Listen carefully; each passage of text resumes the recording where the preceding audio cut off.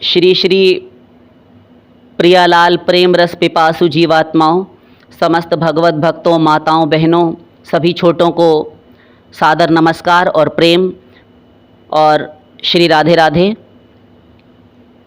कल का विषय जो अधूरा रह गया था उसे पूर्ण करते हैं।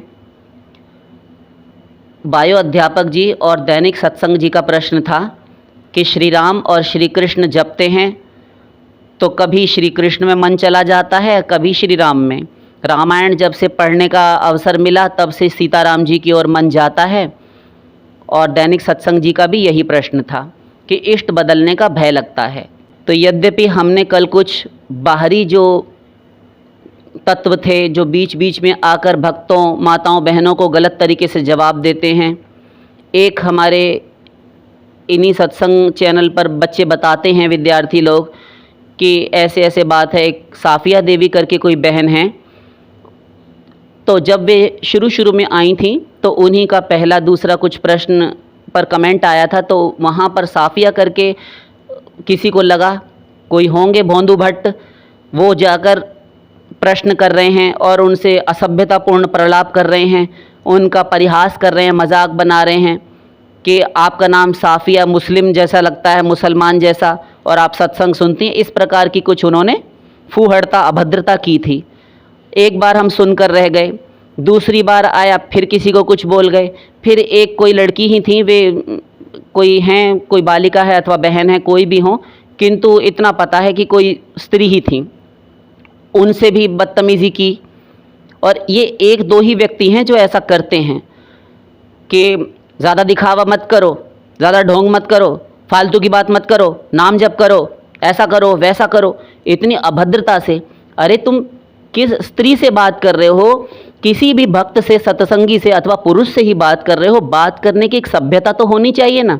हम देखते देखते, सुनते सुनते परेशान हो गए, तब जाकर कल हमें थोड़ा सा आवेश आया और उसके लिए हम आप सभी से हाथ जोड़कर क्षमा प्रार्थी हैं हृदय से। आप उसके लिए क्षमा कीजिएगा जो हम थोड़ा सा कल आवेश में बोल गए, किंतु उसी के चलते विषय कहीं खो सा गया। तो आज विषय पूर्ण करते हैं। तो बायो अध्यापक जी और दैनिक सत्संग जी का प्रश्न था कि कभी सीताराम जी में मन जाता है, कभी राधा कृष्ण में जाता है, कभी सीताराम जपते हैं तो कभी राधे श्याम जपते हैं। उत्तर ले लीजिए। अब तक उस उत्तर में आपने सुना कि श्री राम और श्री कृष्ण एक तत्व हैं, और साथ साथ गोस्वामी तुलसीदास जी का उदाहरण देते हैं कि कहा कहो छवि आज की भले बने हो नाथ, तुलसी मस्तक तब नवै धनुष बाण लो हाथ। तो तुलसी मस्तक नवत है, धनुष बाण लो हाथ, ये हम कल ही निराकरण कर चुके हैं। अब आगे भी ब्रह्मा जी ने स्तुति की है, तो वहाँ पर भी आपने देख लिया होगा, मायातीतम माधव माध्यम जगदादिम। मायातीत राम आपको नमस्कार है, माधव राम आपको नमस्कार है। अध्यात्म रामायण में ब्रह्मा जी ने स्तुति की है। तो माधव शब्द ये ज्ञात हो कि श्री कृष्ण के लिए उपयोग में लाया जाता है, प्रयोग किया जाता है, किंतु माधव कहने से ब्रह्मा जी के इस अर्थ से ही समझ में आ जाता है कि मूल में ब्रह्मा जी श्री कृष्ण और श्री राम में कोई भेद नहीं मानते।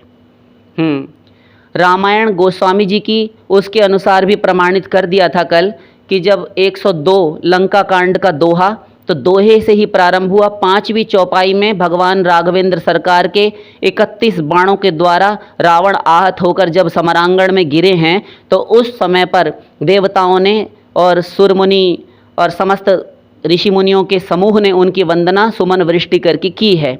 तो वहाँ पर उन्होंने कहा, बरसहि सुमन देव मुनि वृंदा, जय कृपाल जय जयति मुकुंदा। तो मुकुंद शब्द आया श्री राम के लिए फिर से। तो इस प्रकार गोस्वामी जी की रामायण से भी निराकरण हो गया, स्पष्ट हो गया।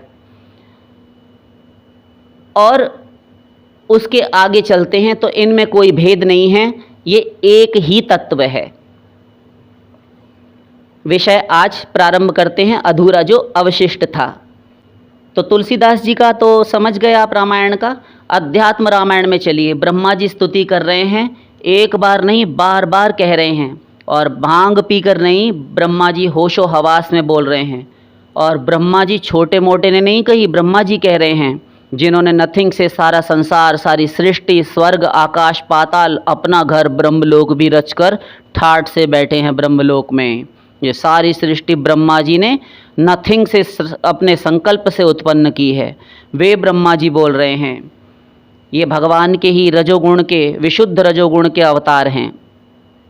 मायातीतम माधव माद्यम जगदादिम, अध्यात्म रामायण पढ़ लीजिएगा।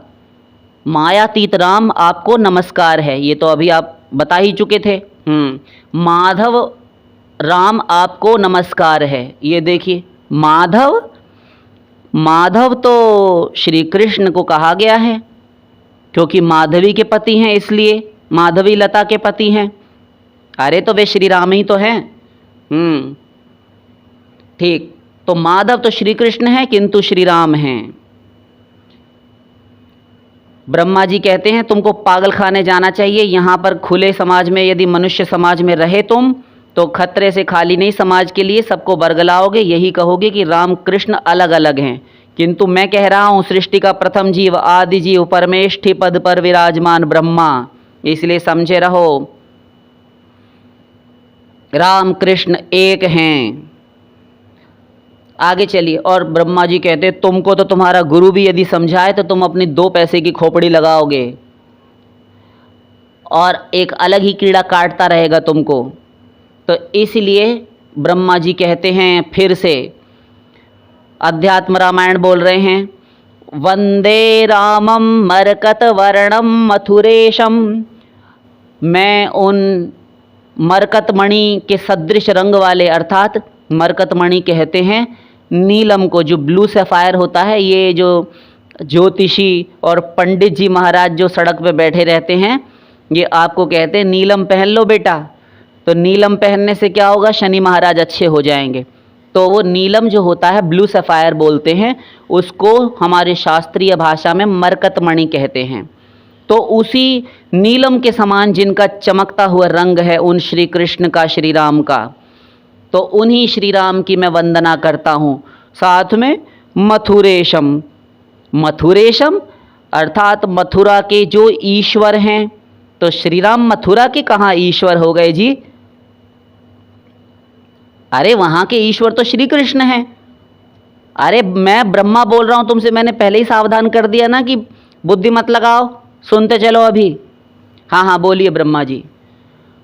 तो मथुरेशम मतलब श्री राम श्री कृष्ण एक तत्व है। हम ये आध्यात्म रामायण से प्रमाणित कर रहे हैं।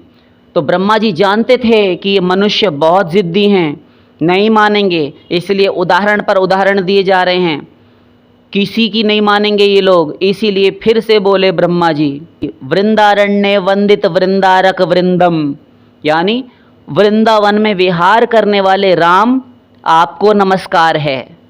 बताइए, ये ब्रह्मा जी कह रहे हैं। आजकल के ये 2-2 कौड़ी की अक्ल वाले भेद बुद्धि किए रहते हैं कि इष्ट बदल जाएगा। ये 2-2 कौड़ी के लोग कौन हैं?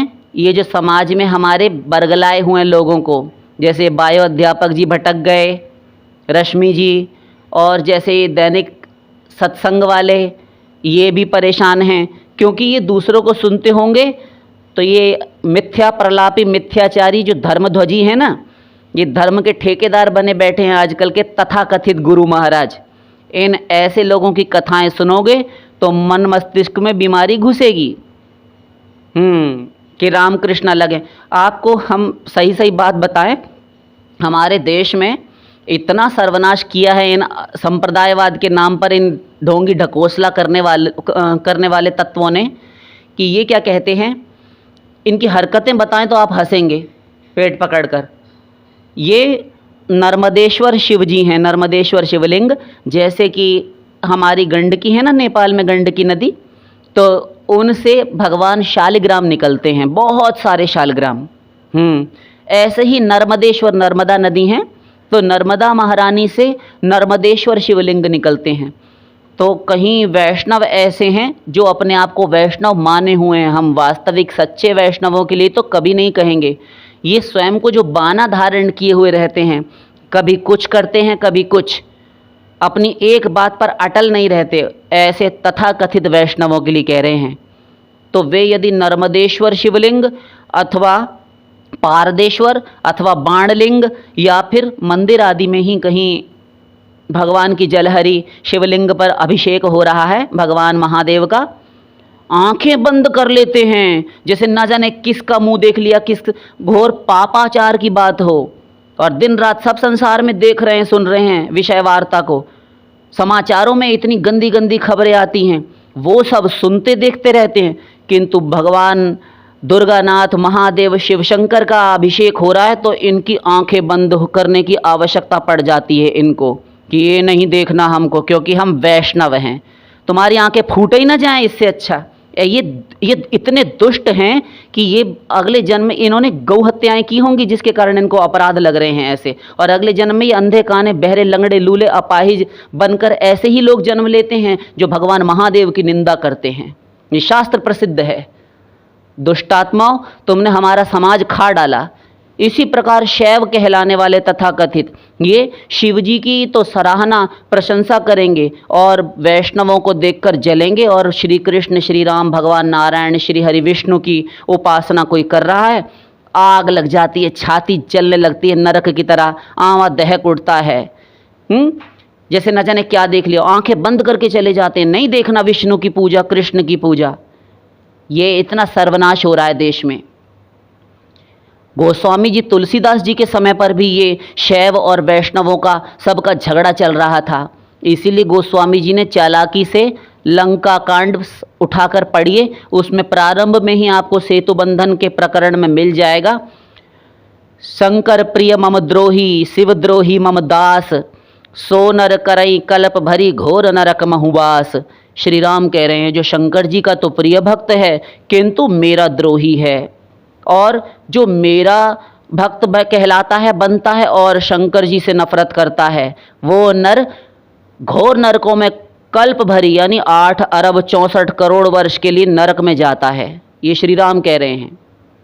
और शास्त्र सिद्धांत और सुने तो देखिए हमारे समस्त धर्मशास्त्रों में क्या आया। भागवत जी में ले लीजिए 12 स्कंद में, वैष्णवानाम यथा शंभु। क्यों जी, वैष्णव तो और भी हैं बहुत सारे, किंतु वैष्णवों में शंकर जी का ही नाम क्यों आया?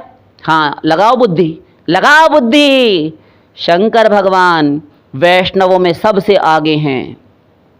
दिन रात उनकी घर में गृहस्थी में राम कथा, कृष्ण कथा, राधा रानी की कथा चलती रहती है। शास्त्र प्रसिद्ध है, नारद पांचरात्र, पद्म पुराण, रामायण, सब छान मारिए, सब में मिल जाएंगे उदाहरण। आप 1 2 4 5 की बात करें, हम आपको हजारों उदाहरण दे दें।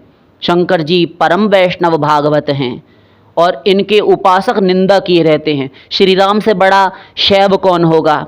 जगह जगह शंकर जी की आराधना किए जा रहे हैं। कभी श्री राम श्री शंकर जी की उपासना, स्तुति, नमस्कार, प्रणाम कर रहे हैं, कभी शंकर जी आ गए। और हाँ, और उठाइए रामायण, गोस्वामी जी की रामायण उठाइए और पढ़ लीजिएगा। जिस समय भगवान श्री राम ने लंका में रावण का दलन किया, उस समय भगवान शंकर समस्त देवताओं ऋषि मुनियों के साथ प्रकट हुए हैं और बोले हैं, पढ़िए ध्यान से, कि जब प्रभु आपका राज्याभिषेक होगा, मुझे पता है, मैं देख रहा हूँ आप जा रहे हैं अयोध्या, और जब आपका अभिषेक होगा प्रभु, मैं आपके दर्शन के लिए अवश्य आऊँगा।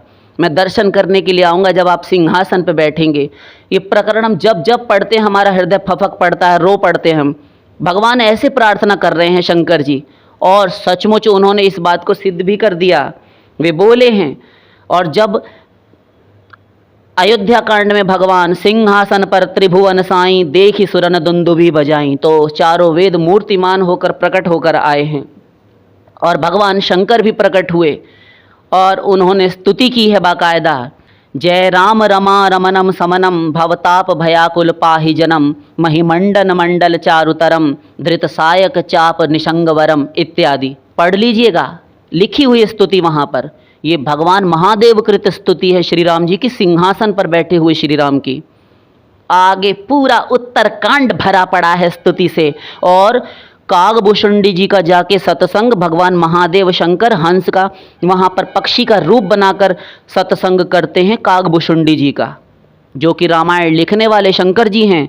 रचि महेश निज मानस राखा, पाई सुसमऊ शिवासन भाखा। सबसे पहले रामायण की रचना भगवान शंकर जी ने की थी, महर्षि आदि कवि वाल्मीकि से भी पहले। और निज मानस राखा, इस रामचरितमानस को अपने हृदय में ही रख लिया, भगवान के चरित्र को। लेकिन जब भगवती पार्वती आई ब्याह कर, तब कथा पूछी तो भगवान शंकर ने अपनी धर्म पत्नी, अपनी पति परायणा समर्पित महासती भगवती पार्वती जी के प्रति कहा कि ये चरित्र मैं पार्वती तुम्हें सुनाता हूँ। पार्वती को सुनाया, क्योंकि वे शरणागत थीं, इतनी श्री राम में उनकी इतनी भक्ति थी। रघुपति चरण भगति नहीं थोरी, शंकर जी स्वयं कह रहे हैं भगवान के चरणों में तुम्हारी थोड़ी भक्ति नहीं है पार्वती, अर्थात बहुत बड़ी भक्त हो तुम भगवान राम की। लो, तो ये मियाँ बीवी तो दोनों प्रेम कर रहे हैं, तुम लड़ाई झगड़ा मचाए हुए हो, तुमको शर्म नहीं आती? और एक बात बताएं, हमारे पूज्य श्री श्री सद्गुरुदेव महाराज एक बार कानपुर में सम्मेलन था, तो वहाँ पर गए। संभव है कि अयोध्या जी की बात है, हाँ अयोध्या की ही बात है।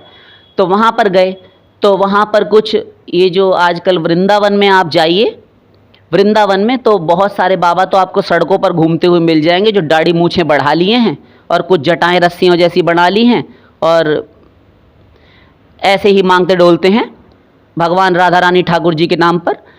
तो ऐसे कुछ बाबा जी एक एक दो दो कुछ थोड़ी बहुत चौपाइयाँ इत्यादि रट ली होंगी, ऐसे बैठे हुए थे फक्कड़ दास।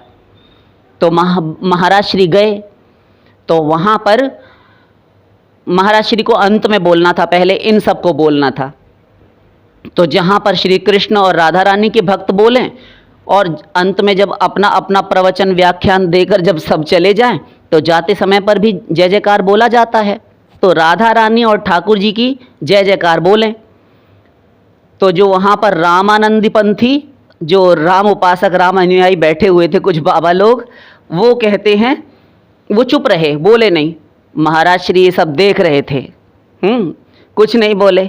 अच्छा, अब बारी आई रामानंदियों की। कुछ ऐसे जो चलते फिरते दीक्षा लेने वाले हैं, ऐसे बड़ी बड़ी उम्र के बाबा जी, वो जिनको कुछ अनुभव नहीं, ना साधना करनी, केवल मांगना खाना और सोना है दिन रात, है ना, और साधना का तो नाम निशान नहीं स्वप्न में भी। तो उनमें से अब राम उपासकों की बात आई, तो वे जब राम सीता जी की बात करने लगे और जब वे छोड़ें माइक इत्यादि से हटें, तो इस सम्मेलन की बात बता रहे हैं। तो अब वो राम जी की उपासना करने वाले हैं, तो जब वे जय जयकार सीतानाथ जी की करें, तो श्री कृष्ण वाले कोई ना बोलें जय जयकार।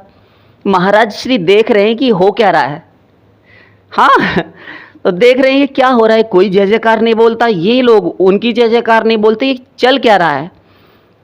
अंत में बाद में पूछा, विशिष्ट विद्वान थे कुछ, उनसे महाराज श्री ने प्रश्न किया होगा, तो वे बताते हैं कि ये ऐसे ऐसे बात है, कट्टर हैं, इनको भय लगता है कि अपना इष्ट ना बदल जाए जय जयकार करने से, इसलिए कृष्ण उपासक जो हैं वे नहीं करते श्री राम जी की जय जयकार, और श्री राम उपासक नहीं करते श्री कृष्ण की जय जयकार, क्योंकि इनका इष्ट बदल जाएगा, इष्ट। अच्छा, अब महाराज श्री तो फिर महाराज श्री, तब फिर वहाँ महाराज श्री ने ऐसी उनकी धुलाई की धुनाई की, वो उनको डांट फटकार लगाई कि सारे के सारे विद्वान सर ऊपर नहीं उठा सके। मूर्खो, तुम घोर नाम अपराधी हो, तुम्हें तो मनुष्य शरीर नहीं मिलना चाहिए, तुमको तो धाम में रहना ही नहीं चाहिए। तुम राघवेंद्र सरकार की अयोध्या में रहकर रामानंदी और राम के उपासक, राम के अनुयायी कहलाते हो। तुम्हें लज्जा नहीं आती कि श्री कृष्ण की जय जयकार यदि कर दी तो तुम्हारा इष्ट बदल जाएगा? और तुम मूर्ख, तुम श्री राम की जय जयकार नहीं करते, तुम्हारा इष्ट बदल रहा है। दोनों नालायक हो। ये बड़े बड़े बाबा जियों को महाराज श्री ने फटकार लगाई तो सर ऊपर नहीं उठा सके। अरे, तो हम आपको अभी प्रमाणित प्रवचन में कर ही आए हैं और कल भी कर दिया। ये एक तत्व है, नामापराध नहीं करना और स्वयं हम अपनी बात बताएं। ध्यान दीजिए, हम अपनी बात यदि बताएं तो हमारे यहाँ रामनवमी पर हमें जितना जन्माष्टमी पर उत्साह रहता है, जितना श्री राधा रानी के जन्मोत्सव राधाष्टमी पर रहता है, ऐसा ही उत्सव रामनवमी पर रहता है कि रामलला को हम झूले में, पालने में, हिंडोले में बैठाएं और घर को तोरण बंधनवारों से ध्वजा पताकाओं से सजाएं, सुरम में सुरभित वातावरण और श्री राम लला का जन्मोत्सव प्राकट्य उत्सव मनाएं, श्री रामायण जी की कथा कहें। सभी भक्त आते हैं, हमने किया है, करते हैं। और देखिए किस किस प्रकार से हम भोजन स्वयं अपने हाथ से, हमने इतने लोगों का प्रसाद स्वयं से अकेले बनाया है और भोज कराते हैं सबको, सब लोग आए। ये पागल हो चुके हैं, तो इनको पकड़ के ऐसे बाबा जियों को पागल खाने में भर्ती कर देना चाहिए आगरा में, और जब तक बिल्कुल ट्रीटमेंट सही ना हो जाए इनको निकालना नहीं चाहिए बाहर, वरना सारा देश खा डालेंगे ये। असभ्यता लगे तो आप सब क्षमा कीजिएगा। तो सीताराम जी और श्री राधा कृष्ण एक हैं। आगे चलते हैं तो वृंदावन में भी वृंदारण्य वंदित वृंदारक वृंदम, वृंदावन में विहार करने वाले राम आपको नमस्कार है, ब्रह्मा जी कह रहे हैं अध्यात्म रामायण में। अब आगे चलिए एक और पुराण में, पद्म पुराण बोल रहे हैं। वहां पर पद्म पुराण बोले, पुरा महर्षय सर्वे दंडकारण्यवासिनस्ते सर्वे स्त्रीत्वमापन्ना समुद्भूताश्च गोकुले। गर्ग संहिता में भी ये श्लोक आता है। इसका अर्थ है कि पुरा महर्षय सर्वे, जब भगवान श्री जानकीनाथ राघवेंद्र सरकार वन वन होते हुए ढूंढ ढूंढ कर असुरों का, पापियों का दलन करते हुए, उनको मुक्ति उद्धार करते हुए उनका जा रहे थे, तब भगवती जनक नंदिनी सीता जी का हरण नहीं हुआ था। तो दंडक वन में कुछ जब भीतर गर्भ भाग में प्रवेश किया उन्होंने, गहन वन में, तो वहाँ पर कुछ एकांत में एकांत सेवी ऋषि मुनि मिले, जिनकी जटाएं और नख शिख सब बढ़े हुए थे और चिरकाल से उपासना साधना सेवा करते रहे थे, प्रभु की तपश्चर्या में लगे हुए थे। उन्होंने जब प्रभु को देखा, प्रभु ने उनको प्रणाम किया, आंखें खोली तो प्रभु को देखा। और इन महर्षियों ने, तो पुरा महर्षय सर्वे दंडकारण्यवासिना, दंडक वन के भीतर निवास करने वाले उन मुनियों ने श्री राम को देखा और मुनिमन हारिणी छवि नयनाभिराम दर्शन भगवान के देखकर रूप लावण्य पर मोहित हो गए और भीतर स्त्री भाव आ गया कि हम इनकी स्त्री होते, इनकी पत्नी बनते, इनकी प्रेयसी प्रियतमा बनते तो कितना सौभाग्य मिलता, कितना सौभाग्य होता हमारा। ये जनक नंदिनी महालक्ष्मी स्वरूपा सीता जी, खैर उनका सौभाग्य तो क्या होगा, वह तो सौभाग्य को जन्म देने वाली हैं, किंतु ये सीता जी के स्थान पर हम भी होते, काश इनका जो सौभाग्य है वो हमें भी मिलता तो हम इनकी सेवा कर पाते, इनका भी अधरामृत, इनका अंग संग प्राप्त होता प्रभु का। बस भगवान हृदय की जानने वाले हैं। हम आप सभी भक्तों को, सत्संगियों को वेद शास्त्रों से यदा कदा प्रमाणित करते ही आए हैं। यह आत्मनि तिष्ठति, वेद के अनुसार भगवान भीतर रहते हैं, वे सब जानते हैं। तो भगवान ने जान लिया, अंतर्यामी प्रभु सब जाना, है ना। तो भगवान ने उनको कहा कि हे ऋषि महर्षियों, आपके इस अतुलनीय प्रेम से मैं अभिभूत हो गया और मैं आपको वचन देता हूँ, इस समय तो मैं मर्यादा पुरुषोत्तम बनकर आया हूँ। यद्यपि श्री राम बंधन में नहीं थे, आप सब सावधान होकर सुने, कुछ अन्यथा मत ले लीजिएगा कि क्यों नहीं दिया, फिर इतनी समर्पण पूर्ण उनकी भक्ति थी, फिर क्यों नहीं दे सके। दे सकते थे, किंतु भगवान थोड़ा सा नहीं देना चाहते थे। भगवान में भी लोभ आ जाता है जब ऐसी भक्ति देखते हैं किसी भक्त की। तो भगवान ने कहा, अपने मन में सोचा कि यदि मैं अपनी योग माया शक्ति का आश्रय लेकर एकांत में जाकर इन सबको वह अपना प्रेम रस पान करा भी दूं, तो उतने से तृप्ति नहीं होने वाली, इनकी भी नहीं, मेरी भी नहीं, क्योंकि ये प्रेम रस है दिव्य। तो उन्होंने वरदान दिया कि मैं मर्यादा पुरुषोत्तम बनकर आया हूँ, यदि मर्यादा तोड़ूंगा तो समाज के लिए आया हूँ, तो मनुष्यों का कार्य करने भर के लिए मुझे थोड़ी स्वतंत्रता दे दीजिए, जिससे कि मर्यादा का नाश ना हो जाए, मर्यादा का सेतु टिका रहे। तो इसलिए इस जन्म में मुझे एक पत्नी व्रत रहने दीजिए, किंतु मेरा मन आप ही सब में रहेगा, क्योंकि मैं आपसे इतना प्रेम करने लगा हूँ। तो फिर प्रभु, हम भी वचन देते हैं कि हम आप ही के होकर जिएंगे, आप ही के होकर मरेंगे, आपको मरने की आवश्यकता नहीं है। अब आप सब चले जाइए और जाकर गोलोक में रहिए और वहाँ से लौटेंगे, तब स्ते सर्वे स्त्रीत्वमापन्ना समुद्भूताश्च गोकुले। वे ही ऋषि मुनि दंडकारण्य के वासी थे, जो जंगल के महात्मा जी। वे सब स्त्री बनकर, स्त्री शरीर लेकर गोपियों के रूप में, ब्रज गोपियों के रूप में वृंदावन में प्रकट हुए हैं। तब श्री कृष्ण का रसराज का रस प्राप्त हुआ है। तो वे राम ही तो थे। और साथ साथ सुनिए, उन्हीं श्री राम ने वरदान स्वरूप ये वचन कहे थे। वरदान का एक श्लोक सुनते चलिए, बोलिए। द्वापरांते करिष्यामि भवती नाम मनोरथम।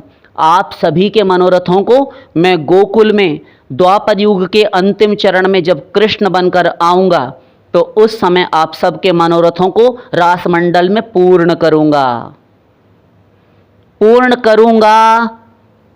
करिष्यामि कहा, कारयिष्यामः कहा होता भगवान ने, यदि पद बदल दिया होता तो मैं किसी से करवा दूंगा, अथवा श्री कृष्ण कोई और हैं, मैं कोई और तत्व हूँ। मैं श्री कृष्ण से कहूँगा कि यार आप थोड़ा जाओ, मेरे उपासक हैं, मैं तो श्री सीता जी से ही प्रेम कर सकता हूँ, एक पत्नी व्रत हूँ, मर्यादा पुरुषोत्तम हूँ। तो मेरी जगह तुम तो ये सब लफड़ेबाजी करते रहते हो, है ना, छेड़ाखानी सबसे, तो ये सब में तुम्हें महारत हासिल है, तुम चले जाओ। तो तुम उन ऋषि मुनियों को जो गोपियाँ बनकर आई हैं उनको रस दे देना मेरी ओर से। ऐसा नहीं कहा, कार्यश्यामा नहीं, करिष्यामि कहा, मैं स्वयं आऊँगा। तो वे राम ही कृष्ण बनकर आए हैं, दो कहाँ हो गए। और एक लौकिक उदाहरण से समझते चलिए, बीमारी खत्म हो।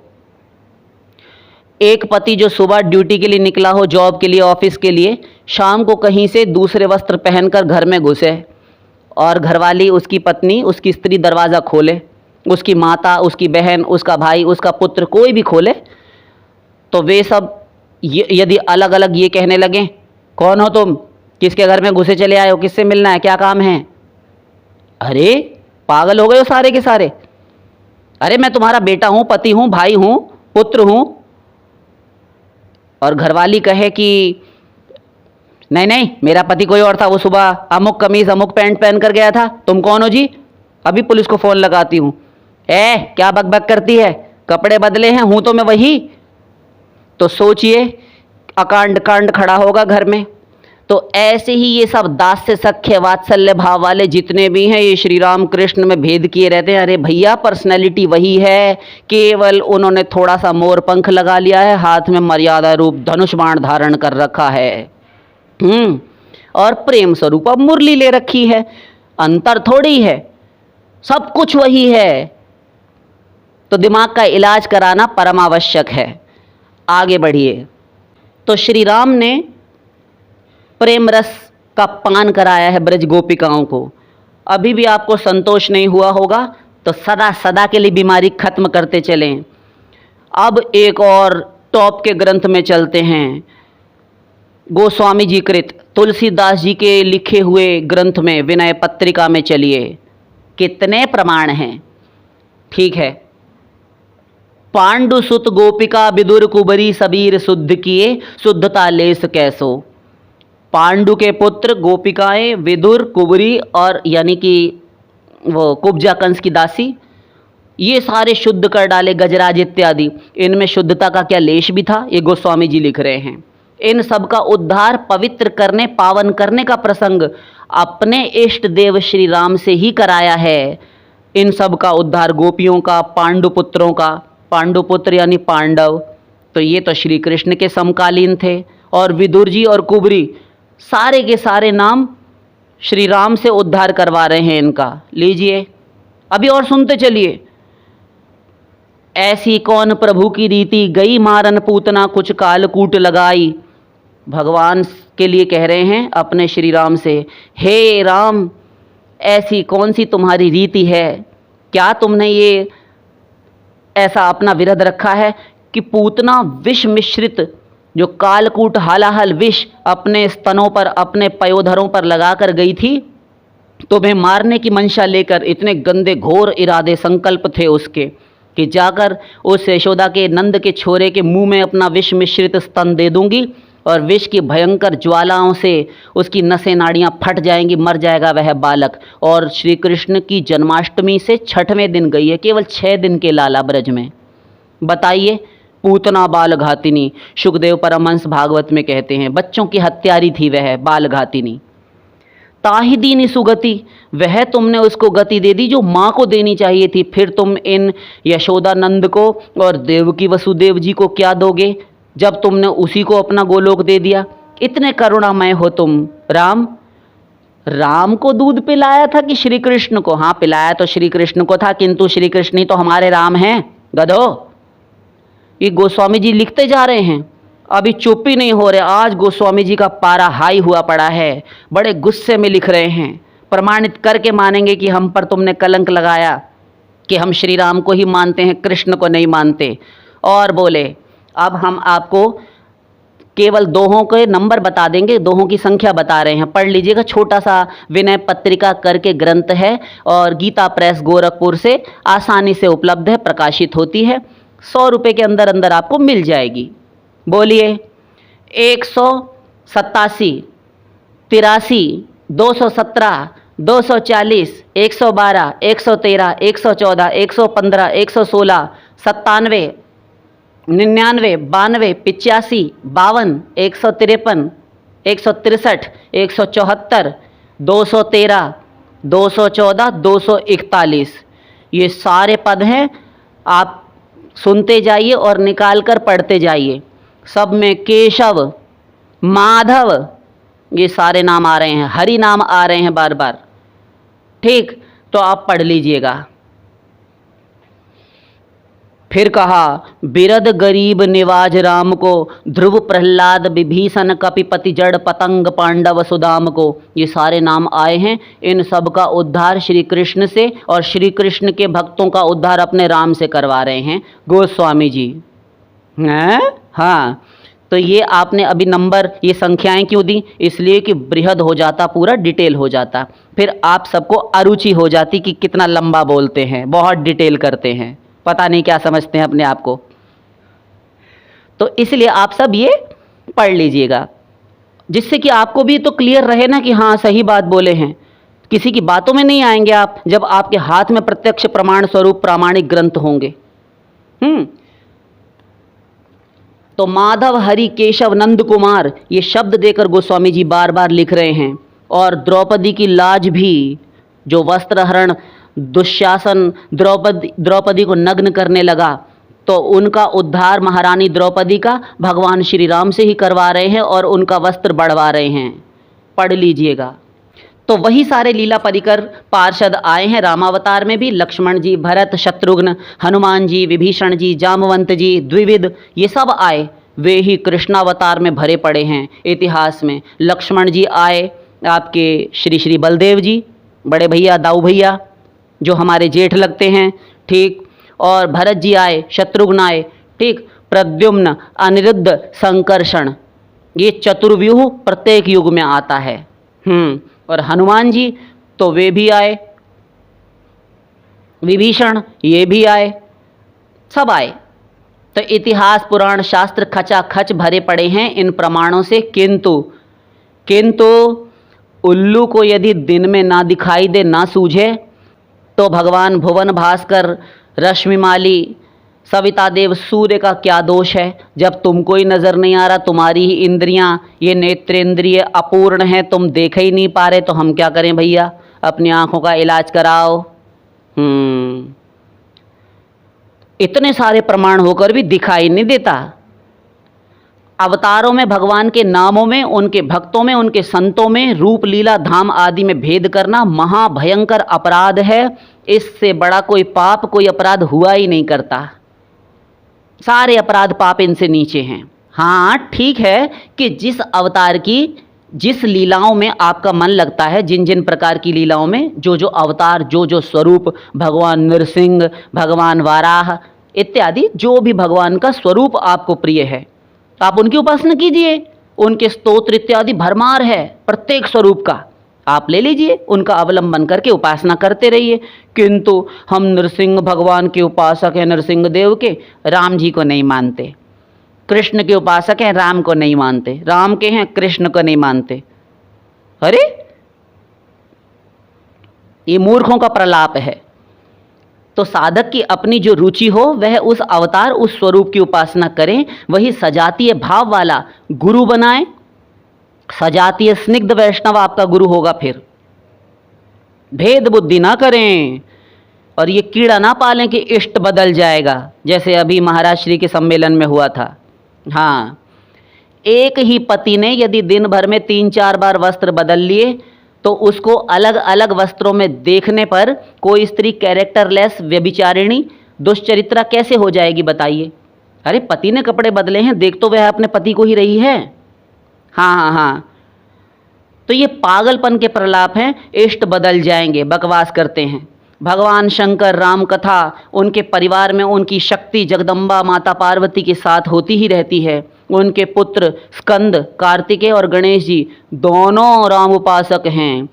महिमा नाम जान गन राऊ, प्रथम पूजियत नाम प्रभाऊ। भगवान श्री राम के इस राम नाम की महिमा, इसका प्रभाव गणेश जी जानते हैं भली भांति। उनसे पूछिए, गणेश जी हाँ बोलो, ये आप क्या जपते रहते हैं? हम राम राम जप रहे हैं। क्यों?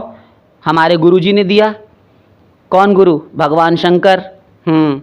हमारी माता जी भी यही जपती हैं, उनको भी उन्होंने यही मंत्र दिया था गुरु दीक्षा में। अच्छा, और आपके बड़े भैया भी? हाँ, हमारा पूरा परिवार वैष्णव है, भगवान राम का उपासक है और अनन्य उपासक है। तो अनन्य उपासक में ये क्या चक्कर है जी गणेश जी? कौन सा चक्कर?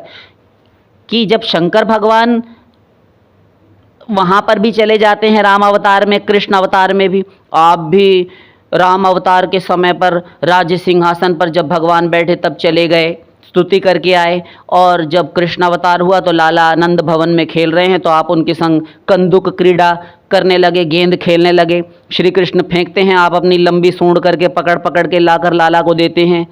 ये क्या चक्कर है तुमसे? मतलब अरे गणेश जी स्वयं आदि नारायण हैं, पढ़ लीजिएगा ब्रह्म वैवर्त पुराण। श्री कृष्ण के ही अंश अवतार हैं गणेश जी।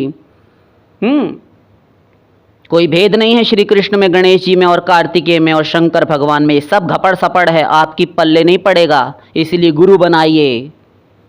नहीं नहीं, आपने समाधान कर दिया, इतने में ही हम समझ गए। तो और समझिए, तो ये सारा परिवार इनका। तो महिमा नाम जान गन राउ, गणेश जी राम नाम की महिमा भली भांति जानते हैं। प्रथम पूजियत नाम प्रभाव, सबसे पहले प्रथम पूजे जाते हैं इसी राम नाम को जपने के कारण। देवताओं ने इनको अपना गणाध्यक्ष चुन लिया। सर्वप्रथम आपकी पूजा होनी चाहिए गणेश जी। ठीक, तो कृष्ण अवतार में पहले तो नंद बाबा के द्वार पर जा धमके भगवान शंकर जी कि लाला के दर्शन करा दे मोय मैया। मैया डांट देती हैं, जाओ जाओ बाबा, ऐसे तन पे धूल छार लपेटे भाई आएगो, दुनिया भर के सांप नाग लपेट रखे तेने गले में और मुंडन की माला तेने मुंडन की पहन रखी है, मेरा लाला डरप जाएगो, जा यहाँ से तू। शंकर जी चले गए मैया की डांट सुनकर, और यशोदा रानी की डांट सुनकर यमुना जी के तट पर वृक्ष के नीचे बैठकर रोने लगे, प्रभु से कातर कंठ से प्रार्थना करने लगे। भगवान महादेव, प्रभु मैया का इतना बड़ा भाव है कि हम तो नतमस्तक हैं, मैया से हम कुछ भी व्यर्थ संभाषण भी नहीं कर सकते, जाएंगे तो फिर डांट पड़ जाएगी अभी हमको। है जिनके नेत्र में, तीसरे नेत्र की यदि पलक में किंचन मात्र कंपन हो जाए तो ब्रह्मांड कांप उठे कि अब मेरा प्रलय हुआ, वे शंकर जी यशोदा मैया की डांट से डरते हैं। हाँ, क्योंकि हमारे स्वामी ही उनके पुत्र बनकर उनकी गोद में खेल रहे हैं, तब फिर हम क्या करें? रो ही सकते हैं तो रोते जाइए। नहीं नहीं, प्रभु तक प्रार्थना पहुंची और श्री कृष्ण ने रोना शुरू किया। ऐसे रोए कि सारी गोपियों में, घर की दासियों में हलचल मच गई। मैया यशोदा और रोहिणी भी बात करती हैं आपस में कि ये हो ना हो दीदी, मुझे तो ऐसा लगता है कि वो बाबा आया था ना, उसी की नज़र लग गई है, तब उस बाबा को ढूंढो, अब वही उतारे। तो शंकर जी की ढूंढवाई हुई। अब शंकर जी जब आए तो वो तो नाटकबाजी की नज़र लगी थी गुरु घंटाल जो गोद में है छोटे से नंदलाला। तो जब शंकर जी ने गोद में लिया तो वो गले में जो सांप थे फुसफुस करवाया, बस हो गई नज़र दूर। हाँ, तो बताइए, और यही भगवान श्री राम के अवतार में जाकर दशरथ जी के द्वार पर दुनिया भर की लीलाएं देखते हैं। और पूरे, अभी हमने शुरू में ही कहा भगवान श्री राम के राज्याभिषेक तक जा पहुँचे। तो देख लीजिए, कोई भेद नहीं कर रहे, भेद आप किए रहते हैं। सारा लीला परिकर रामावतार में आया है, रामायण वाला उतरा है कृष्णावतार में। और फिर महादेव रास में भी जा पहुँचे भगवती पार्वती जी को छोड़कर। वहाँ जाकर देखा तो पार्वती जी पहले से ही वहाँ अवेलेबल थी। है, आप कहाँ से आ गई देवी? हाँ, स्त्री बन गए? हमको पहले ही पता था लाइन में लगा दिए जाओगे। क्यों? इसलिए कि यहाँ पर दूसरे पुरुष को प्रवेश ही नहीं मिलता, श्री कृष्ण ही एकमात्र यहाँ पुरुष हैं। वैसे बुरी नहीं लग रही, बहुत भली मालूम हो रही हो सखी। शंकर जी कहते हैं, ए देवी मजाक नहीं, हम तुम्हारे पति हैं। अरे कौन पति? तू तो मेरी सखी हो गई, आजा तू भी देख ले अब रासलीला। ऐसे दोनों भवानी शंकर विनोद करते हैं, क्योंकि सखियों ने कह दिया था भीतर किसी पुरुष का प्रवेश नहीं है श्री कृष्ण के अतिरिक्त। इसलिए पहले गोपी शरीर धारण कीजिए। तो स्नान किया ललिता कुंड में और गोपी बन गए महादेव। आज भी मंदिर है वहाँ पर। तो देखिए, रामायण काल का सारा लीला परिकर उतरा कृष्णावतार में। द्वापर युग में लक्ष्मण भरत शत्रुघ्न आए हैं प्रद्युम्न अनिरुद्ध संकर्षण बनकर, सीता जी राधा बनकर आई हैं, हनुमान जी युद्ध के समय अर्जुन के रथ की ध्वजा में आए, और भीमसेन को वन में काम्यक वन में दर्शन हुए थे, वरदान भी दिया था। जामवंत जी ये श्री राम के सेवक थे रामावतार में, कृष्णावतार में ससुर जी बन गए। हाँ, जब 28 दिन तक लड़ाई चलती रही, कुश्ती होती रही, लास्ट में अपनी लड़की देकर जामवती का विवाह करवा दिया श्री कृष्ण से कि अब हमारी बेटी को स्वीकार कीजिए, इसको अपनी पत्नी बनाकर ले जाइए घर। खेलती रहती है सारा दिन। तो ब्याह करा दिया जामवती का श्री कृष्ण से। जनकपुरी अयोध्या की स्त्रियां, दंडकारण्य के ऋषि महर्षि, ये सब गोपियां बनकर आए। कुब्जा जो कंस की दासी थी, वह थी शूर्पणखा रावण की बहन, ये कंस की दासी बनकर आई है कुब्जा। रावण भी शिशुपाल बनकर आया है। बुआ का लड़का यहीं दिल्ली में, पुरानी दिल्ली में मारा था उसको भगवान श्री कृष्ण ने, जब इसने बदतमीजी की थी, 100 गालियाँ दी थी। हाँ। अब राधा रानी और सीता जी का भी थोड़ा थोड़ा सुन लीजिए। बीमारी कटे सदा को, कोई बाबा जी जोगी जोगड़ा, दिमाग में कोई आपके फितूर भरने ना लगे, अन्यथा अनेकों प्रकार की शंकाओं और भ्रम से, डाउट से आपके मन मस्तिष्क भरे रहते हैं। आपको भक्ति में टिक कर नहीं रहने दे पाते। आपको भय बना रहता है कि कहीं इष्ट ना बदल जाएं। थोड़ा सा लंबा हो जाए विषय तो आप थोड़ा थोड़ा करके श्रवण कर लीजिएगा, अपने घर के कार्य मत रोकिएगा। चाहे 10-10, 15-15 मिनट करके 5 बार में अथवा 2-3 दिन में सुन लीजिएगा। हाँ, वो चिंता आप मत कीजिए, वो हमारी प्रॉब्लम है, हम सुन लेंगे। आपकी बात से हमको बोरियत नहीं होती। वैसे भी गर्मी है, बाहर निकलना मुश्किल है धूप में, हम घर में ही रहते हैं, सुन लेंगे। तो परिपूर्णतम परमात्मा भगवान परात्पर आनंद कंद सच्चिदानंद घन निखिल ऐश्वर्य माधुर्य मूर्ति, निखिल रसामृत मूर्ति, सौंदर्य के सागर, दिव्य सच्चिदानंद घन विग्रह भगवान श्री कृष्ण। और श्री राम में कोई भी तत्वतः भेद नहीं है। अब तक आप सभी भक्तों ने, माताओं बहनों, साधक साधिकाओं ने ये समझ लिया। ये बात चलाना भी, ध्यान दीजिए, ये बात चलाना भी, जो हम इतनी देर से यद्यपि इस पर प्रकाश डाल रहे हैं, किंतु ये भी नाम अपराध है, किंतु करना ही पड़ता है समझाने के लिए। इतना भयंकर अपराध है कि इस संदर्भ में सुनना सोचना भी अपराध है। आज के बाद आप कभी नहीं करेंगे, संकल्प कर लीजिए, हाँ नहीं करेंगे। तो ये बात चलाना भी नाम अपराध है। ऐसे ही भगवती श्री राधा जी, श्री सीता जी और श्री रुक्मिणी जी में भी कोई तात्विक भेद नहीं है। भगवान के विभिन्न सच्चिदानंदमय दिव्य लीला विग्रहों में विभिन्न नाम रूपों से उनकी लादिनी शक्ति साथ में रहती हैं। जब जब भगवान के अवतार होते हैं ना, नरसिंह भगवान का अवतार तो नारसिंही देवी आई। भगवान वाराह का अवतार होता है तो भगवती वाराही देवी। ऐसे ही भगवान यज्ञ बनते हैं तो वे दक्षिणा बनती हैं। भगवान धर्म का रूप धारण करते हैं तो वे मूर्ति बनती हैं। भगवान नारायण का रूप धारण करते हैं तो नारायणी देवी। भगवान विष्णु तो भगवान की शक्ति लक्ष्मी। महाविराट महाविष्णु तो महालक्ष्मी। भगवान रुद्र तो रौद्री। काल तो काली, महाकाल तो महाकाली इत्यादि। समझ गए? शंकर जी बनते हैं तो पार्वती बन जाती हैं, सती बन जाती हैं। वही राधा रानी इतने रूप हैं। ठीक, हाँ हाँ हाँ।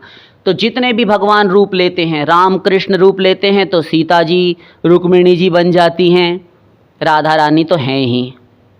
ये एक मूल प्रकृति है, अव्याकृत प्रकृति। ठीक,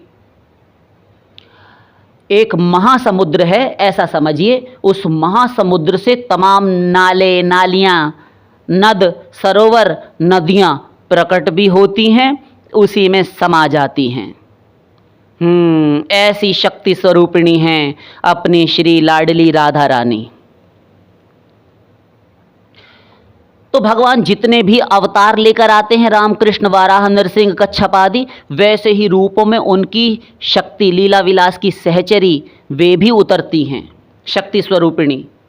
तो नाम रूपों में पृथकता दिखने पर भी, अलग अलग दिखने पर भी, वस्तुतः सब एक ही हैं। अच्छा चलिए ठीक है, छोड़िए, किसी की मत मानिए, किंतु अपने इष्ट आराध्य देव अपने ठाकुर जी की, श्री कृष्ण की तो मानेंगे ना? हाँ हाँ मानेंगे, बोलिए।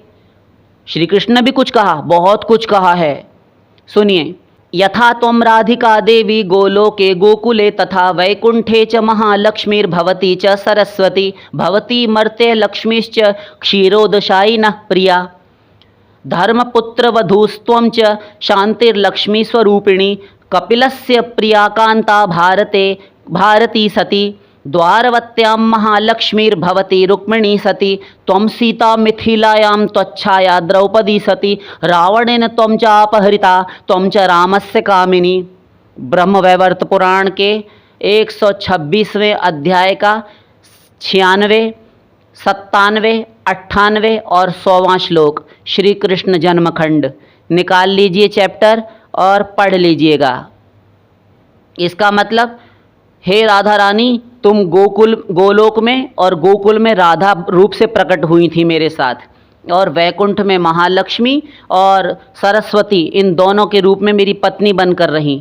सरस्वती श्री कृष्ण की पत्नी हैं। सरस्वती को श्री कृष्ण ने नारायण की सेवा में भेजा था कि यहाँ तो राधा ही रह सकती हैं और अन्य ब्रज गोपिकाएं रह सकती हैं, नारायण मेरे समान हैं, वही बल पराक्रम सौंदर्य इत्यादि में मेरे समान हैं, तो तुम वैकुंठ में जाओ, वहाँ पर उनको अपना पति बनाओ। तो सरस्वती श्री कृष्ण की आज्ञा को शिरोधार्य करके वैकुंठ को प्रस्थान करती हैं, तो नारायण की पत्नी कहलाई सरस्वती। भवती मर्त्य लक्ष्मीश्च, इस मृत्युलोक में मृत्य लक्ष्मी यानी क्षीर समुद्र की कन्या लक्ष्मी बनी, और क्षीरोदशायिनः प्रिया यानी क्षीरोदशाई भगवान विष्णु की पत्नी लक्ष्मी। और धर्मपुत्र वधूस्त्वम, तुम ही धर्म के पुत्र जो हैं उनकी पत्नी शांति हो और क्षमा स्वरूपिणी हो, लक्ष्मी स्वरूपिणी हो। कपिलस्य प्रिया कांता भारते भारती सती, भारतवर्ष में तुम कपिल की प्रिया भार्या तुम भारती हो।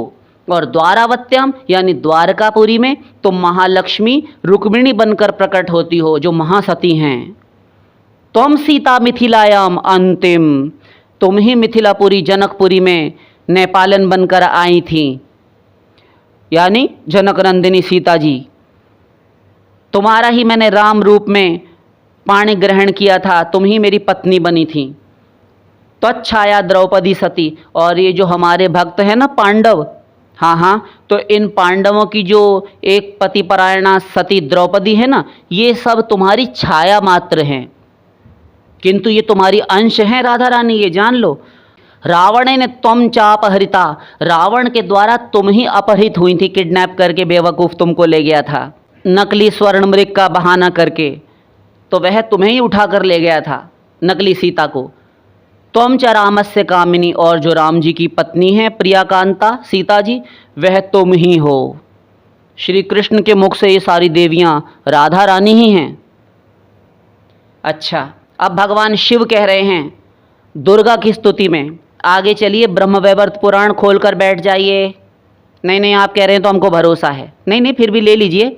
महेश्वर उवाच, दुर्गा प्रकृति की स्तुति में, कारणे सर्वशक्तीनां कृष्णस्योरसि राधिके कृष्ण प्राणाधिके भद्रे प्रसीद कृष्ण पूजिते।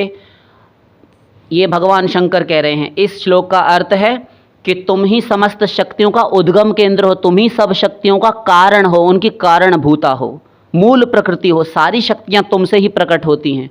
ये कौन है? दुर्गा से कह रहे हैं। कृष्णस्योरसि वल्लभे कृष्णस्योरसि राधिके, श्री कृष्ण के उर प्रदेश पर अर्थात उनके वक्षस्थल, उनकी छाती पर विराजमान, उनके हृदय सिंहासन पर विराजमान रहने वाली राधा तुम ही हो देवी। ये शंकर जी कह रहे हैं।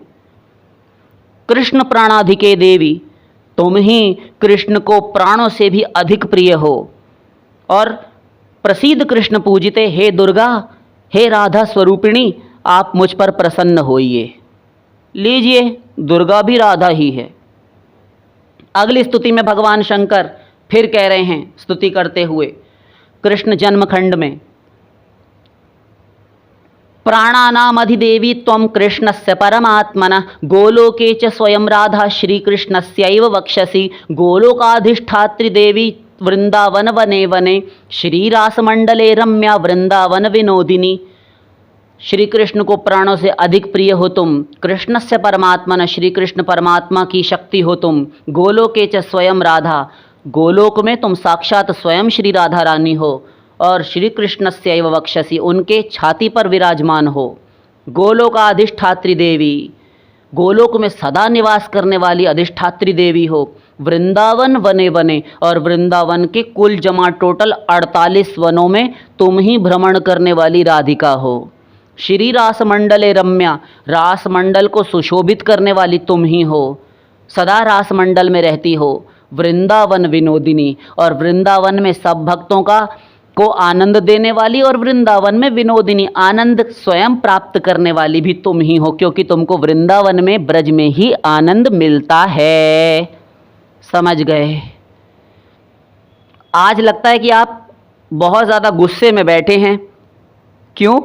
इसलिए क्योंकि आप तो बोले ही जा रहे हैं राधा रानी और दुर्गा जी और रुक्मिणी और सीता जी में भेद मिटाकर छोड़ने की ही लगता है आंदोलन ठान कर और प्रतिज्ञा करके बैठे हैं, और श्री राम कृष्ण इत्यादि अवतारों में भेद जड़ मूल से समाप्त कर देंगे। हाँ, कर ही डालना चाहिए, क्योंकि हमारा लक्ष्य ही यही है कि सब भक्त निशंक भाव से बेखटके भक्ति कर सकें, निर्भय होकर। ठीक, तो अब अंतिम चरण में हैं हम। ध्यान दीजिए, भगवान परशुराम एक बार कैलाश पे गए, शिवलोक, तो वहाँ जाकर थोड़ी सी गणेश जी में और भगवान परशुराम में मिसअंडरस्टैंडिंग हो गई। परशुराम जी ने उठाया फरसा अपनी कुल्हाड़ी से, गणेश जी का दांत काट दिया। तो भगवती दुर्गा देवी यानी पार्वती जी गुस्से में आ गई, हमारे बच्चे पर हाथ उठाया, बदतमीज़ी करते हैं यहाँ आकर, और वे गए थे अपने गुरु महादेव शंकर जी से मिलने के लिए। तो वहाँ पर भगवती को शांत करने के लिए उन्होंने स्तुति की है, और क्या बोले हैं सुनते चलिए, तो ये मन मस्तिष्क से निकाल फेंकें आप। क्या बोले हैं परशुराम जी? श्री कृष्णस्य च गोलोके परिपूर्णतमस्य च आविर्भूता विग्रहता पुरा सृष्ट्युन्मुखस्य च सूर्यकोटि समप्रभा युक्ता वस्त्रालंकार भूषिता वह्निशुद्धांशुकाधाना सुस्मिता सुमनोहरा नवयौवन संपन्ना सिंदूर बिंदु शोभिता ललितं कबरीभारं मालती माल्यमंडितम् अहो निर्वचनीया त्वं चारुमूर्तिं च बिभ्रति मोक्षप्रदा मुमुक्षूणां महाविष्णोर्विधि स्वयं मुमोह क्षणमात्रेण दृष्ट्वा त्वां सर्वमोहिनीं बालै संभूय सहसा सस्मिता धाविता पुरा सद्विख्याता तेन राधा मूल प्रकृतिरीश्वरी कृष्णस्त्वां सहसाहूय वीर्याधानं चकारः ततो डिंभं महायज्ञे ततो जातो महाविराट सस्यैव लोमकूपेषु ब्रह्मांडान्यखिलानि च राधारासेश्वरस्यैव परिपूर्णतमस्य च परमानंदरूपस्य परमानंदरूपिणी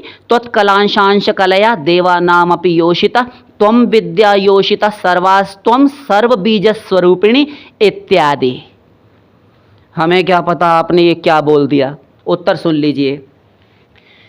हे भगवती पार्वती पराम्बा, आप ही श्री कृष्ण की शक्ति हैं। श्री कृष्णस्य च गोलोके परिपूर्णतमस्य च, गोलोक में परिपूर्णतम भगवान श्री कृष्ण जो हैं उनकी परिपूर्णतमा शक्ति श्री राधा आप ही हैं। आविर्भूता विग्रहता पुरा सृष्टि च, जब प्राचीन समय में अनादिकाल में श्री कृष्ण सृष्टि रचना के लिए उद्यत हुए, प्रस्तुत हुए, तो उस समय सृष्टि के लिए उन्मुख श्री कृष्ण परमात्मा से आप प्रकट हुई थी, आविर्भाव हुआ था आपका। सूर्य कोटि प्रभायुक्ता वस्त्रालंकार भूषिता, करोड़ों सूर्यों के समान आपका प्रकाश था गोलोक में, और अनेकों सुंदर सुंदर दिव्य रत्न जड़ित मणियों से जटित अग्नि शुद्ध विशुद्ध वस्त्र और आभूषणों से समलंकृत थी आपकी देह। वन्य शुद्धांशुकाधाना सुस्मिता सुमनोहरा, अग्नि शुद्ध वस्त्र धारण किए थे, रेशमी पट्ट परिधान आपने, और सुंदर मुस्कुराता हुआ मुखमंडल था आपका और सुमनोहर था। नव यौवन संपन्ना, नूतन यौवन से, नई जवानी से संपन्न था आपका शरीर। सिंदूर बिंदु शोभिता, और आपका मुख कमल सिंदूर की छोटी छोटी बिंदुओं से सुशोभित था। और ललित कबरी भारम, ललितम यानी सुंदर चोटी आपने बना रखी थी जिसमें मालती माल्य भूषिताम, मालती माल्य मंडितम, मालती यानी बेला, जूही, मोगरा आदि के सुंदर गजरे आपने बालों में धारण कर रखे थे चोटी में। अहो अनिर्वचनीया त्वम चारु मूर्ति च बिभ्रति, आप सुंदर मूर्ति वाली चारु मूर्ति हैं और अनिर्वचनीय, कहा नहीं जा सकता आपका स्वरूप हे देवी, ऐसी हैं आप। मन इंद्रिय वाणी सबसे परे हैं। मोक्ष प्रदा मुमुक्षुणाम, जो मोक्ष प्राप्ति के लिए चलते हैं उनको आप मोक्ष देने वाली हैं। महाविष्णु और विधि स्वयं, स्वयं महाविष्णु और विधि विधाता ब्रह्मा भी आप ही हैं। मुमोह क्षणमात्रेण दृष्ट्वा त्वाम सर्वमोहितम, यदि आप दृष्टि डाल दें संसार भर में तो ऐसा कौन है जो मोहित ना हो जाए आपके दृष्टिपात मात्र से। बालय संभूय सहसा सस्मिता धाविता पुरा, आप छोटी सी कन्या सदा 12 वर्षीयाम रत्न भूषण भूषिताम, छोटी सी बालिका के रूप में आप अवतरित हुई थी और मुस्कुराती हुई आप श्री कृष्ण की ओर कमल लेकर दौड़ी और अर्घ्य पात्र लेकर आपने भगवान श्री कृष्ण के चरणों में वह कमल अर्पित किया। तो धावन अर्थात दौड़ने के कारण आप राधा प्रसिद्ध हुई। सद्विख्याता तेन राधा मूल प्रकृतिरीश्वरी, आप मूल प्रकृति हैं और तुरंत ही भगवान श्री कृष्ण की ओर धावन अर्थात दौड़ने के कारण आप सारे संसार में, विश्व ब्रह्मांड में राधा नाम से विख्यात हो गईं। कृष्णस्त्वां सह साहूय वीर्याधानम चकारः ततो डिंभम महायज्ञे ततो जातो महाविराट, आप ही के गर्भ में श्री कृष्ण ने वीर्याधान किया था। तुरंत जिससे डिंब, जो गर्भ में एक गर्भ तैयार हुआ और उस गर्भ को आपने जब महारणव के एकारणव के जल में पात किया, फेंका, तो वही महाविराट उत्पन्न हुआ। अर्थात आप ही महाविराट विष्णु की माँ हैं, जिनके एक एक रोमकूप में अनंत अनंत कोटि विश्व ब्रह्मांड हैं। और उन महाविराट विष्णु के अनंत अनंत ब्रह्मा विष्णु शिव अंश हैं जो अनंत विश्व ब्रह्मांडों में फैले हुए हैं। ऐसे महाविराट विष्णु, वो पुराण पुरुषोत्तम, वे श्री विष्णु भगवान आपके पुत्र हैं, आप उनकी माता हैं। यस्यैव लोमकूपेषु ब्रह्मांडान्यखिलानि च, तो राधा रासेश्वरस्यैव परिपूर्णतमस्य च, श्री कृष्ण की राधा रानी जो रास मंडल में स्थित हैं वे परिपूर्णतम श्री कृष्ण की राधा आप ही हैं। परमानंद रूपस्य परमानंद रूपिणी, जो भक्तों को परमानंद प्रदान करने वाले हैं, स्वयं परमानंद स्वरूप हैं, उनको परमानंद देने वाली आप हैं। श्री कृष्ण की लादिनी शक्ति है ना। हाँ हाँ। त्वत्कलांशांश कलया देवानामपि योषित, और सुनिए भगवती पार्वती देवी, ये जो देवताओं की इंद्र चंद्र वरुण काल कुबेर यमराज आदि जितने भी वरुण आदि हैं ना, इन सब देवताओं की जो रमणियाँ इनकी पत्नियाँ हैं ना, वे सब देव वधुएं भी त्वत्कलांशांश कलया, आपकी कला की अंश की अंश हैं। त्वम विद्या योषिता सर्वांश त्वम सर्व बीज स्वरूपिणी, आप ही समस्त विद्याओं में सबसे परे हैं, जानने योग्य पराविद्या हैं और सबका बीज रूप हैं आप, बीज स्वरूपिणी हैं, सब कुछ आपसे प्रकट हुआ है। तो समझ गए आप, इत्यादि बहुत कुछ बोले हैं भगवान परशुराम। इसलिए सारे 108 नाम, अष्टोत्तर शत सहस्त्र नाम, राधिका सहस्त्र नाम, बगला सहस्त्र नाम, काली सहस्त्र नाम, लक्ष्मी सहस्त्र नाम, और आपका जो ये भवानी सहस्त्र नाम है या अन्य अन्य देवियों के जो सहस्त्र नाम है, इसी प्रकार श्री राम सहस्त्र नाम, श्री कृष्ण सहस्त्र नाम, श्री विष्णु सहस्त्र नाम, श्री शिव सहस्त्र नाम, ये सारे आप पढ़ डालिए। इसमें आधे से अधिक सारे एक दूसरे के नाम होते हैं, मिल जाएंगे। राधा रानी को महालक्ष्मी कहा, शंकर जी की पत्नी कहा, शिव पत्नी सरस्वती, ये और वहाँ पर भी कहा जा रहा है। किंतु राधा रानी का नाम किसी अन्य सहस्त्र नाम में नहीं आता कि राधा रानी के लिए दूसरे किसी देवी के नाम में कह दिया हो कि तुम राधा हो। किंतु राधा रानी के नाम सहस्त्र नाम में जो नारद पांचरात्र में है, भगवान शंकर ने भगवती पार्वती देवी को बताए हैं, तो उस सहस्त्र नाम में सब देवियों के नाम आए हैं, किंतु अन्य देवियों के सहस्त्र नामों में राधा रानी का नाम नहीं आता, क्योंकि राधा रानी मूल प्रकृति है। किंतु ये सब तत्वतः एक हैं। शेष करते हुए जाते जाते इतना कहेंगे कि आज के बाद भगवान के नाम, भगवान के रूप, लीला, गुण, धाम, उनके संत भक्त परिकों, उनके जनों में कोई भेद नहीं करना। हाँ, आपकी रुचि जिस अवतार में, जिस स्वरूप में, जिस भगवत स्वरूप में है, जिन लीलाओं में आपका मन लगता है, आपको जिस स्वरूप की, जिस रस की उपासना प्रिय है, आप वैसा सजातीय स्निग्ध वैष्णव गुरु बनाइए, तत्पश्चात उपासना शुरू कीजिए। अन्य में भेद बुद्धि ना रहे, सबके लिए आदर बुद्धि, अपने गुरु में विशिष्ट बुद्धि, उसी के सिद्धांत के अनुसार चलकर उपासना कीजिए और अपने परम चरम आराध्यांत लक्ष्य की प्राप्ति कीजिए। शेष फिर